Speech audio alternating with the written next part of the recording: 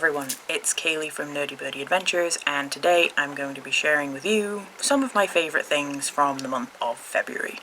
I'm going to jump right in with my favourite plushes that I picked up this month. The first is this guy. This is the Dragonite from Build-A-Bear, who's super soft, fairly decent size actually. I've been trying to get my hands on him for a little while now, and it's taken me so long that the next Pokemon from the series has actually been released and is Mew. So Mew will probably be coming in an upcoming video because I really like the Build-A-Bear Pokemon plushes. They're really soft, really cute. This little Build-A-Bear thing on his hand there. Okay. My next favorite plush is this little cutie here. I got this guy from a local shop called Kawaii Gifts. He is from a series of animal plushes that are based on woodland creatures. He is a little grey wolf, even though he's really more of a blue colour, but still. He's got his little tail, little bow tie. He's made from a super soft kind of faux suede material. Really nice to cuddle without being, you know, kind of the minky-esque plush kind of fabric. His little eyes. Some of the other plushes in this series do have fluff on them. So for example, the skunk has a furry tail and the hedgehog is completely fluffy to represent his little spines. But this is the one I wanted, and he's really cute. I will link the shop that I got him from down below. They're great if you like any form of kawaii thing, especially stationery. They're great for stationery. They're a local business. The owners are lovely. I just want to give them some support. So yeah, I'll link them down below. My last plush for my favorites this month is this guy. This is a Nuimo of Mickey Mouse. He's dressed in a cute little varsity jacket, with a little M there. His little shoes and his little jeans, his little ears. He's a fair size. He's nice and travel sized. His clothes do come off, and I think the Disney store will be releasing outfits monthly for these guys. These guys are, I think they either came out early this month or late last month, but they have been advertised for a while now, so I knew I wanted to pick one up. My wife actually has Minnie Mouse in her cute little Valentine's dress. I'm sad that they didn't do a Valentine's outfit for Mickey, but I'll take what I can get. So he's probably going to build up a nice little wardrobe.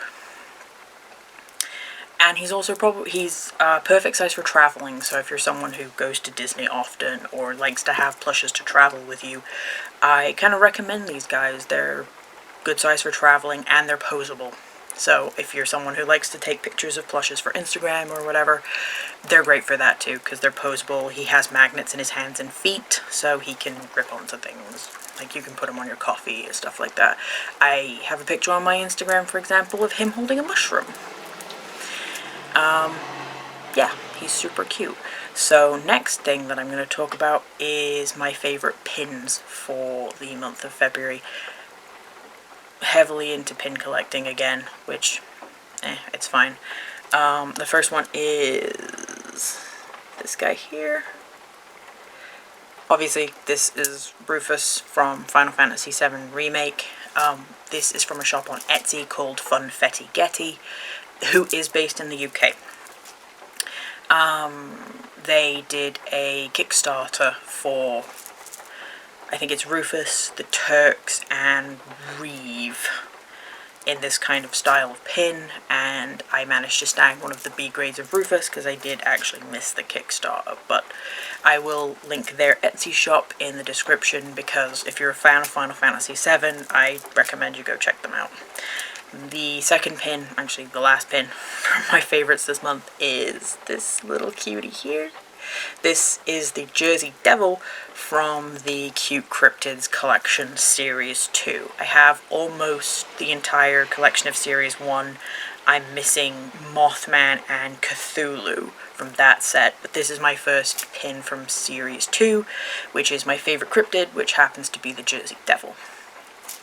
if anyone remembers the PlayStation 1 game of the Jersey Devil, then please let me know down below, because most people I know either don't remember that game or don't know that it exists, and it's actually what sparked my interest in the Jersey Devil to begin with. It was kind of difficult as far as I can remember, but I was also a kid when I played it, so I don't know if the difficulty still holds up. But anyway, moving on.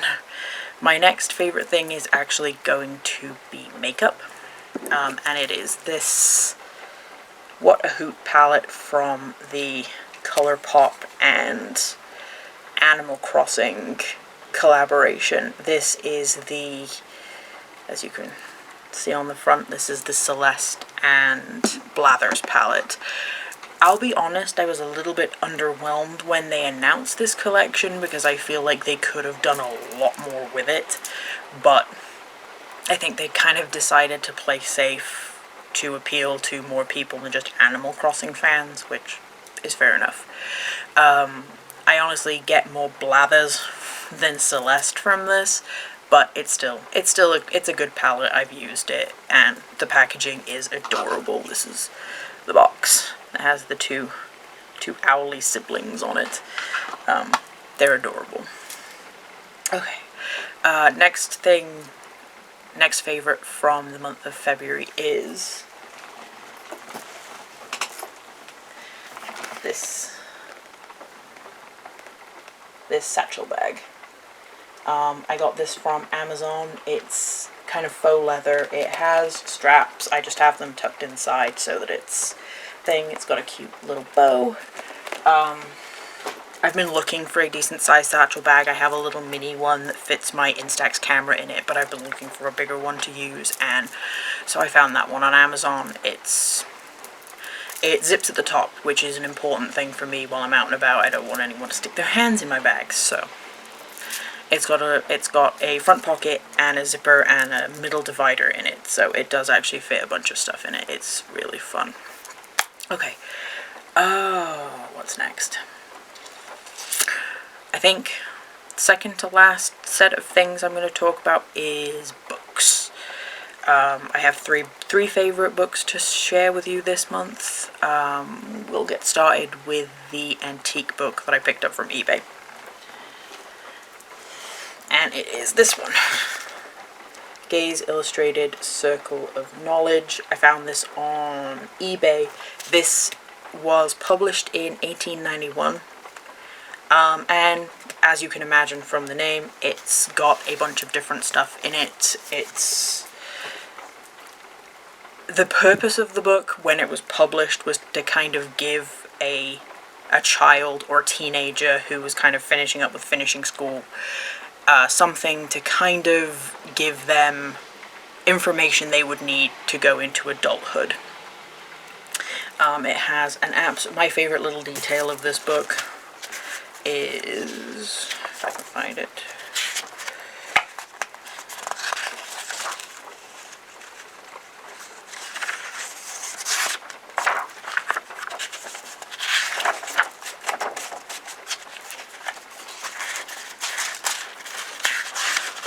sorry, bear with me, is this presented to page. There. This actually reminds me of the dictionaries that we are given in the UK when we graduate from primary school to secondary school. Kind of reminds me of that, so I thought that was a cute little thing. There's a bunch of different things in there. There's some very basic recipes for pretty much anything you can think of. There's how to cut different meats for for roast dinners. There's the rules of different sports. There's some stuff on astrology. There's some biology in there. There's some chemistry in there. There's some basic etiquette in there. It's just everything that someone going into adulthood would need in 1891, I think. That's probably the best way I can describe it. It's a really interesting book, especially interesting to see things kind of from that time period. Yeah, so the next book that is in my favorites this month is this one. The Complete Language of Flowers.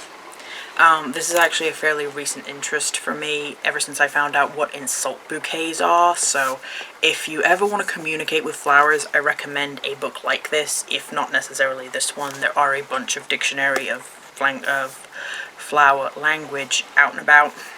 This just happens to be the one I picked up, mostly because I like pictures. I like flower books that have pictures in them. Yeah, I'm one of those people. It's fine. This also includes the gladiolus flower, which is my favorite, which does have a meaning, but for some reason often gets left out of flower language books because it wasn't used commonly. Okay, and the last book is the Botanist sticker anthology, which, as the title suggests, is a book full of flower stickers. Just opening it to a random page. This is going to come in really handy for journaling. I really like putting flowers and mushrooms into my journal, so this is good for that. And it's also a good reference just if you want to draw a lot of these flowers. The only issue with that, I would say, is that they are not named. So if you don't know what the flower is, then it might not be such a good reference, but if you just want to draw flowers for practice and you don't necessarily care what they are, this is a good resource for that too. Okay, something I forgot to talk about, which I'm just going to mention now, is this little penny here. This comes from the Shire Post Mint, and I actually bought this from Kawaii Gifts, just like the little plush fox. Not fox, he's a wolf. Wolf. This is a raven penny from New Dale, which is from kind of the Hobbit era of Middle-earth. I picked it up mostly because it has a raven on it, but it's also kind of cool that it's from The Hobbit / Lord of the Rings. Shire Post Mint actually does a bunch of coins from the Lord of the Rings and The Hobbit, including coins from the Shire, coins from the Elven Realm. My wife has a Rivendell coin, for example. I think they also do jewelry too, so they do like a little elven leaf on a necklace, and I think a wax seal stamp of Smaug, which is actually pretty cool. I've seen those in Barnes & Noble. The last thing in my favorites for this month, I'm actually going to show you in footage, separate footage, and it is a Lolita dress featuring Tomie by Junji Ito. This is a jumper skirt and blouse set that I got from an online shop called Devil Inspired. I'll link their shop down below. And yeah, Junji Ito is my favorite, one of my favorite manga artists, so this is, this was kind of a dream dress for me when they first announced it. I missed the first release of it, but I managed to pick it up in the re-release, and you'll see in the footage I'm going to put in beautiful black dress with Tomie kind of surrounded by the butchered remains of her other selves. The blouse and dress has kind of inlaid details of her face and some other kind of gory stuff, which you would expect from Junji Ito, I suppose. Beautiful dress, beautiful dress. I'm so happy to have it in my collection. I actually hope to film a lookbook of Lolita when it starts to get a little bit warmer. It's way too cold right now.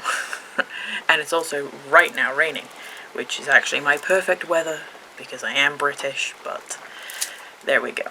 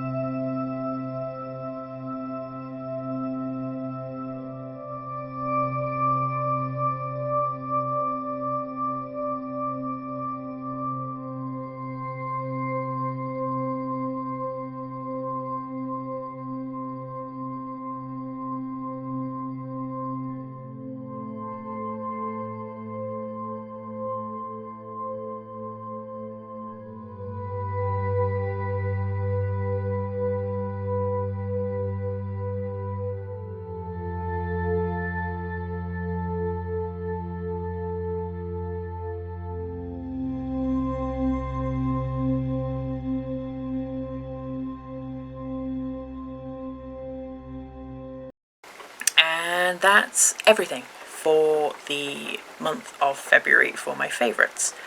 I look forward to sharing some more favourites with you in March. Expect some Berserk stuff because I do have some fun Berserk stuff coming in next month. And hopefully some other Kickstarter rewards will be coming in next month too that I will be able to share. So keep an eye out for that.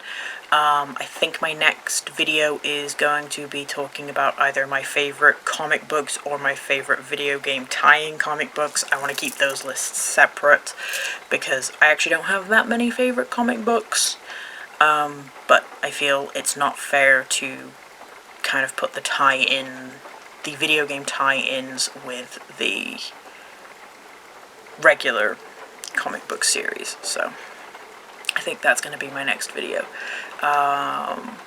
So yeah, I hope you all enjoyed this. Make sure to give it a like or subscribe.